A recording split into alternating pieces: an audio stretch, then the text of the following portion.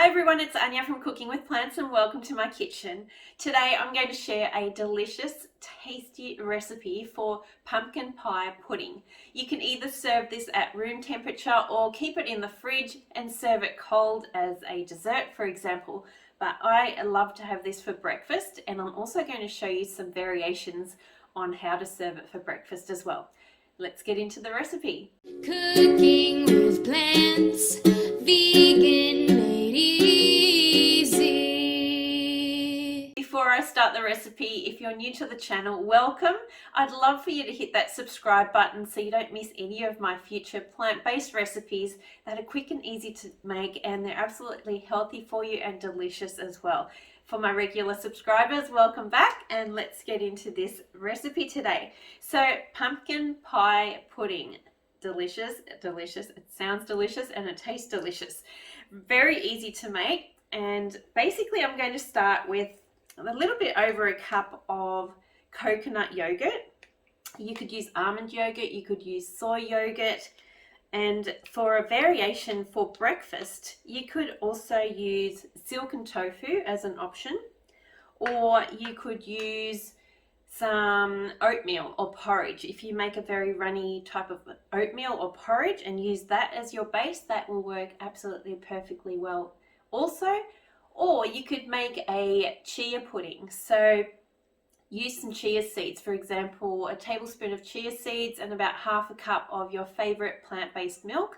Let it sit for a while, let it gel, and then use that as your base. So there's quite a number of options there for you to choose. But for breakfast, I really actually like a combination of the oatmeal mixed with a little bit of the yogurt, the coconut yogurt.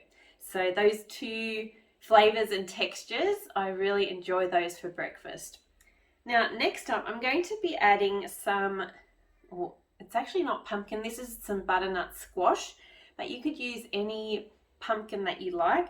In Australia, we don't really seem to have tinned pumpkin like my American friends seem to have. It seems to be very readily available, but for us it's a bit of a struggle. So I've actually cooked up some butternut squash, about a third of a cup's worth, and I've mashed it up, and I'm just going to add this in as well.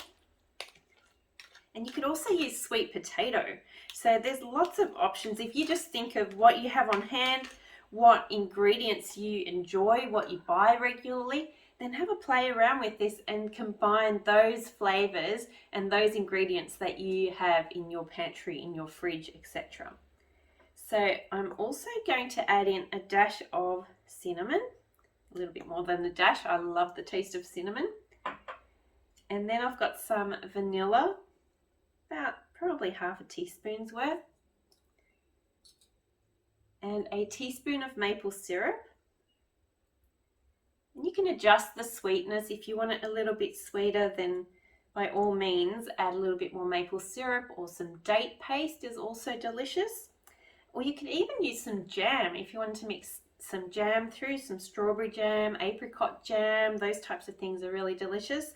Or even some apple, pureed apple through here is absolutely yummy.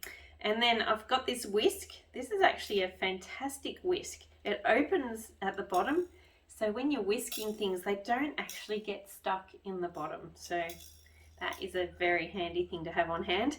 And then just give this a bit of a mix through.